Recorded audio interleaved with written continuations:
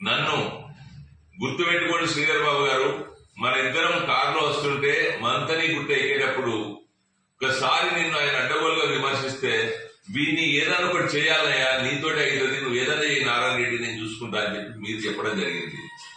అదేవిధంగా మీ తమ్ముడు శ్రీనిబాబు, నారాయణ రెడ్డి నువ్వైతేనే హీరో, నువ్వే ఈ ప్రాంతానికి ఇది, అన్నయ్య తర్వాత నువ్వే ఉన్నావు, ఏదన్నా ఒకటి వాళ్ళు చేసేవా, నేను ఎంతకైనా చూసుకుంటా అని చెప్పి మాట్లాడితే పుట్టమధు కనుగునూరు పోతున్న సమయంలో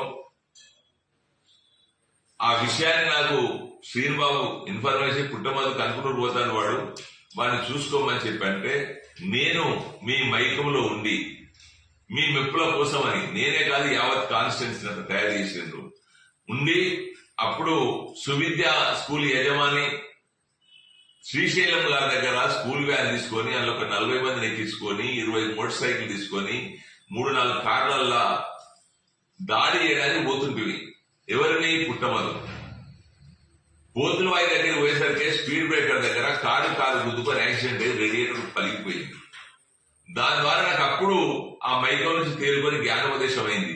అరే మేము ఇంతమంది పోయి అక్కడ దాడి చేస్తే పొరపాటున పుట్టమధు చనిపోతే మరి మేము జైలు పోతాం అని అప్పుడు నేను గుర్తెరిగి శ్రీనిబాబు ఫోన్ చేసిన, శ్రీనిబాబు గారు ఇట్లా యాక్సిడెంట్ అయింది కనుక పోలేకపోతున్నాం, ఇంతమంది వచ్చినామని చెప్తే అరే ఏమైతుందా కారు పక్క పెట్టి పోండి అంటే మల్లు కాలేదని చెప్పి నేను తప్పించుకోవడం జరిగింది. ఎందుకు అంటే అది ఆయనే స్వయంగా చెప్తే మేము ఆ రోజు బయటకు వచ్చినాం. వాళ్ళ ఉద్దేశం ఏంది? అప్పుడు నాకు జ్ఞానోపదేశం అయింది, ఒకవేళ మేము దాడి చేసి పుట్టమధు చనిపోతే మేమంతా జైలు పోతాం అంటే నా ఇక్కడ ఎవరైతే ప్రశ్నించేటోళ్ళు ఉన్నారో, ఎవరైతే ధైర్యవంతులు ఉన్నారో, ఎవరైతే కొంచెం తెలివికలు ఉన్నారో వాళ్ళని మట్టు పెట్టాలి, 1 షాట్ 2 బర్డ్స్ చేద్దామనే ఆలోచనతో శ్రీధర్ బాబు గారు, సీన్ బాబు గారి కుట్ర పడింది. అది నేను గమనించి వెనక్కి రావడం జరిగింది.